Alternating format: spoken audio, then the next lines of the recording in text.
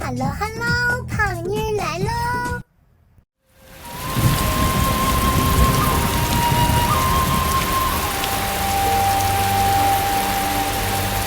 皇上，奴才刚才来看了，这儿的确没人。胖妮继续讲《甄嬛传》。《甄嬛传》虽然是个宫斗剧，但导演仍旧非常细致地把甄嬛和皇帝之间情感发展的不同层次展现出来了。今天胖妮想再讲讲四郎和嬛嬛的初相遇。选秀的时候，皇帝选中甄嬛是因为她长得像纯元，但是选秀时皇帝坐在深堂之上，且秀女是不能抬头看皇帝的，所以甄嬛并不熟悉皇帝的容貌。新进宫的秀女陆续侍寝后，在除夕宴饮上，皇上突然就想起了她，主动问起来：婉常在吗？婉常在身子还没好，天寒地冻，臣妾就吩咐她休息了。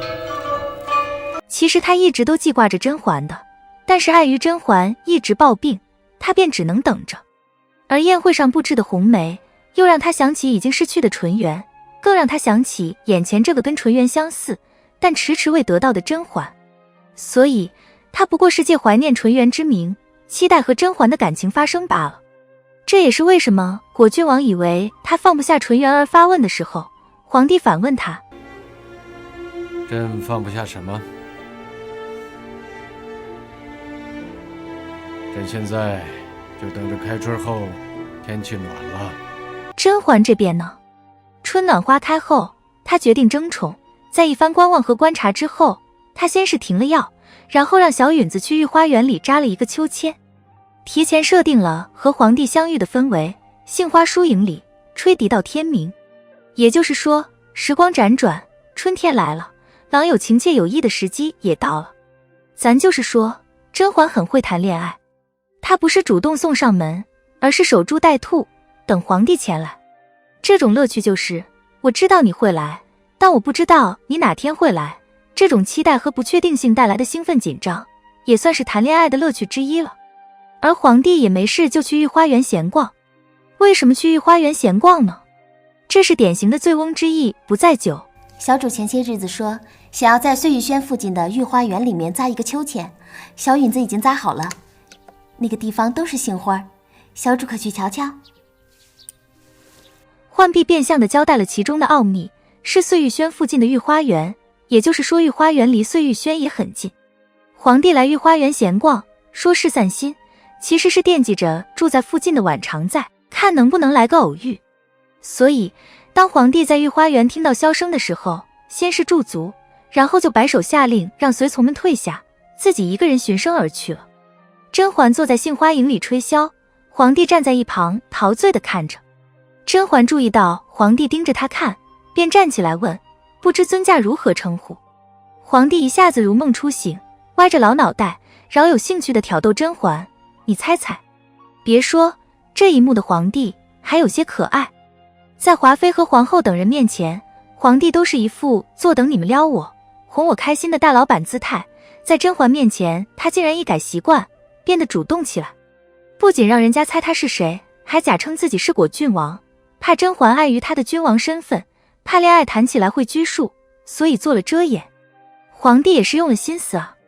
当然了，甄嬛也不是什么傻白甜，她早已疑心眼前的这位就是皇帝本人，虽然追问了几句，但也没点破，就和皇帝一起享受这种互撩的乐趣。所以他说：尊家要是果郡王便是吧。言外之意，你想穿着马甲就穿着吧。两人认识之后，皇帝就开始关心甄嬛的身体状况，继而就箫声和甄嬛展开了深入的交流。他先是称赞甄嬛：你刚才吹的那首杏花天影和情和景。谁说直男不会聊天的，皇帝就懂得，想要取得女人的关注，就要聊她感兴趣的。皇帝一夸，引得甄嬛发问：王爷对这曲谱很熟吗？这不就是伊能静在浪姐里教金莎的沟通秘诀吗？一句反问，站在对方的角度反馈回去，进一步给他表达的机会。皇帝说道：若是在春夜用埙吹奏，会更得其清丽婉转之妙，此刻用箫吹奏，减轻了曲中的愁意，倒多了几分回雪吹风之爽朗。从这段话足以看出皇帝高级的音乐鉴赏能力。甄嬛一听皇帝是懂行之人，便说：妾身献丑，还请王爷莫要怪罪。皇帝再次认可甄嬛，你吹得极好，然后就开始攻心。只是刚才吹到那句满庭芳草不成规的时候，箫声微有凝滞，带有呜咽之感，可是想家了吗？皇帝不仅欣赏到了甄嬛用箫吹奏的别出心裁，更是听懂了甄嬛的心思。人这一辈子遇到爱，遇到性都不稀奇，稀奇的是遇到了解。面对皇帝给出的文贤因而之雅意的了解和懂得，甄嬛这样的文艺女青年完全没抵抗力啊。于是她害羞地回应皇帝，曲有误，周郎顾。王爷耳力堪比周公瑾。唐诗听征里写，欲得周郎顾，时时勿拂弦。意思就是为了赢得心爱的人的关注，就故意弹错。所以甄嬛称赞皇帝耳力堪比周公瑾，一方面是称赞他的音乐鉴赏才华，另一方面也是暗示自己对他的好感。得到甄嬛的称赞，皇帝也非常开心，便提到了纯元，说很久没有听到这样好的箫声了。甄嬛说自己不敢和纯元皇后相比，便急匆匆告辞了。毕竟出狱时就聊前任，这也太不合适了。甄嬛走远后，皇帝一下子松垮下来，松了一口气，赶紧扶住秋千。宛若江水解冻，枯木逢春。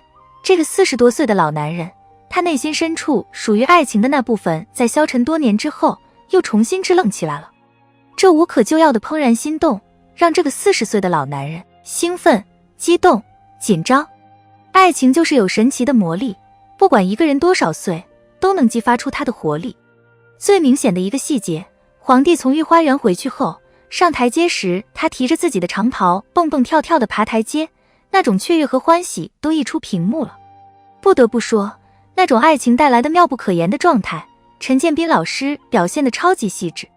皇帝昔日里是那样一个稳重不露山水的人，竟然活蹦乱跳地牵着果郡王的手去看画。被果郡王识破他的相思之后，皇帝一个40多岁的老男人，竟然害羞地对果郡王说：你是坏透了。爱情虽然一触即发，但皇帝还是给了甄嬛难得的耐心和温柔。他并未一声传召把甄嬛叫来。初相遇之后，他认真地享受着爱情的感觉，留够空间和距离，慢慢来，认真咂摸着思念甄嬛的味道。某种意义上，胖妮总觉得在感情中能慢慢来是一种难得的诚意。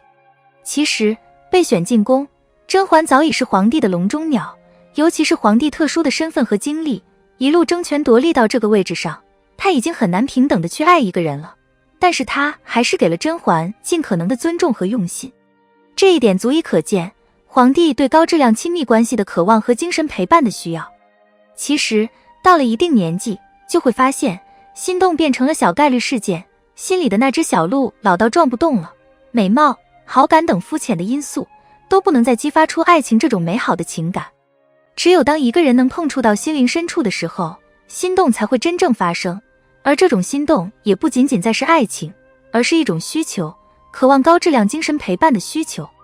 前面讲到甄嬛在一番观望和观察之后决定争宠，这个细节改天会专门拿出来讲。好了，今天的内容就到这里，订阅胖妮，下期更精彩。